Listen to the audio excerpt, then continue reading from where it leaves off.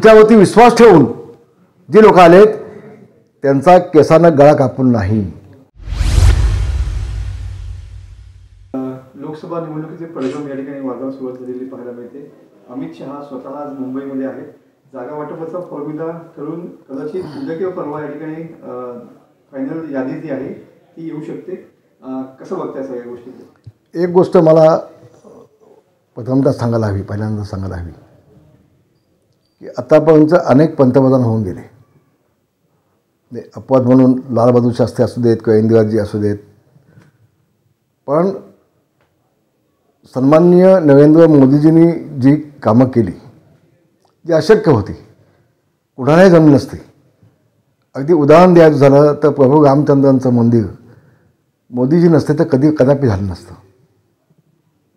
अगदी 370 कलम काश्मीरचं हटवणं आणि तिथं आपल्या देशाचा तिरंगा फडकवणं ही केवळ अशक्य बाब होती, पण तिथं देखील मोदीजींनी तो शब्द दिला होता तो त्यांनी पाळला. आणि एक गोष्ट मला सांगायला हवी, शिवसेना प्रमुख माननीय बाळासाहेब ठाकरे यांचं हे स्वप्न होतं की प्रभू राम मंदिर बनावं, 370 कलम हटवावं, हे त्यांचं स्वप्न होतं. ते त्यांनी साकार केलं. आता आपल्या वडिलांचं स्वप्न साकार ज्यांनी केलं त्यांच्या बाबतीमध्ये उद्धवजींना आदर हवा होता. उद्धवजींनी त्यांचे आभार मानायला हवे होते की ज्या माणसाने माझ्या वडिलांचं स्वप्न पूर्ण केलं. पण उद्धवजी आज काँग्रेसचे पाय चाटतायत आणि शिवसेना प्रमुख माननीय बाळासाहेब ठाकरे यांनी ज्यांच्या विरोधात जाऊन संघर्ष केला त्यांच्याच मांडीवर जाऊन बसलायत. सकाळी उठल्यापासून जे मोगल्यांच्या घोड्यांना पाण्यामध्ये जसे संताजी धनाजी दिसत होते, तर सकाळी उठल्यापासून उद्धवजींना फक्त मोदीजी दिसतात. इतकं महान काम ज्या माणसांनी केलं. खरं तर आज चंद्रावरती यान पाठवलं.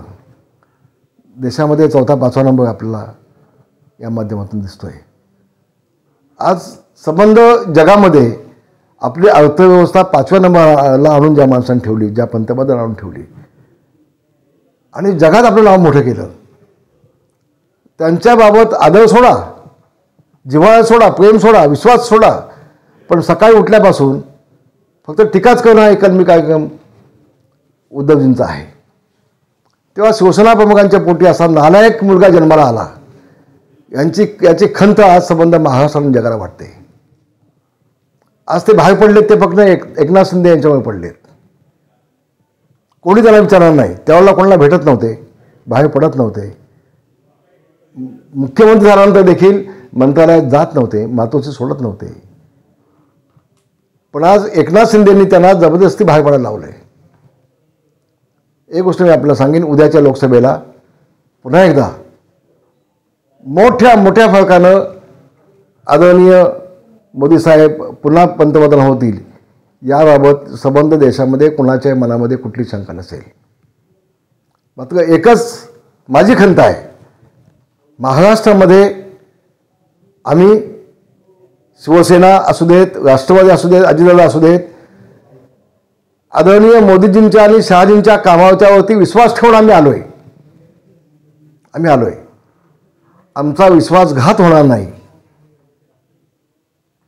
याबाबत देखील त्यांनी दक्षता घेणं आवश्यक आहे. कारण खरं पाहिलं, ज्या सिटिंग जागा आहेत तिथं देखील भाजपचे काही मंडळी प्रयत्न करत आहेत. आम्ही उमेदवार आहोत, तालुक्यात जात आहेत, मतदारसंघाने जात आहेत. जिथं सिटिंग खासदार आहेत ज्या पक्षाचे, शिवसेनेचे आणि राष्ट्रवादीचे, तिथंही जबरदस्तीचा प्रयत्न चाललेला आहे. मग ते रत्नागिरी मतदारसंघ असू देत, रायगड मतदारसंघ असू देत, मावळ मतदारसंघ असू देत, तो संभाजीनगरचा मतदारसंघ असू देत, इथं जे चाललंय ते अतिशय घृणास्पद असं चाललंय भाजपच्या माध्यमातून महाराष्ट्रातल्या. तर माझी प्रामाणिक अशी इच्छा आहे की मोदीजींनी आणि शहाजींनी महाराष्ट्रातल्या काही नेत्यांचे कान उपटले पाहिजेत, कान पकडले पाहिजेत. पक्ष आपला प्रत्येकाला वाढवायचाच आहे, पण तुमच्यावरती विश्वास ठेवून जे लोक आलेत त्यांचा केसानं गळा कापून नाही, नको. भविष्यामध्ये संबंध वेगळा मेसेज आपण या भाजपचा देत आहे याचं भान देखील भाजपच्या काही लोकांना असणं अत्यंत आवश्यक आहे, अत्यंत गरजेचं आहे असं मला वाटतं आहे. कालमध्ये दापोली मतदारसंघामध्ये माझ्या मुलाच्या विरोधामध्ये भाजपनी उघडपणे राष्ट्रवादीला आणि शिवसेनेला मतदान केलं. उघडपणे राष्ट्रवादीला मतदान केलं दापोली मतदारसंघामध्ये, उघडपणे युती असताना. 2009मध्ये युती असताना देखील मला गुहागरमध्ये भाजपानेच पाडलं, ते वास्तव आहे. आणि आता देखील युती असताना कळतं आम्ही इतका मोठा निर्णय घेतला, विश्वासानं भाजपसोबत आलो आणि म्हणूनच मंत्रिमंडळ झालं. आता माझ्या मुलाच्या मतदारसंघामध्ये पुन्हा बांधकाम मंत्री चव्हाण आणि त्यांचे भाजपचे कार्यकर्ते इथं बजेटची कामं आणून भूमिपूजन आणि उद्घाटन स्थानिक आमदार बाजूला ठेवून करत आहेत. हे तर पुरस्कार त्रास देत आहेत. हे असं असेल तर भविष्यामध्ये भाजपवरती कोणी विश्वास ठेवणार नाही. याची दखल वरिष्ठ पातळीवरून भाजपच्या मंडळींनी घेतली पाहिजे असं माझं प्रामाणिक मत आहे. आम्ही मोदींकडे बघून आलो आहे, आम्ही शहाजीकडे बघून आलो आहे. मागच्या निवडणुकीमध्ये काय झालं मला माहीत नाही, पण पुन्हा जर आमचा विश्वासघात झाला तर माझंही नाव रामदास कदम आहे, मी आज सांगतो आहे. मी देखील एक शिवसेनेचा नेता म्हणून गेले 25 वर्ष काम करतो आहे महाराष्ट्रामध्ये.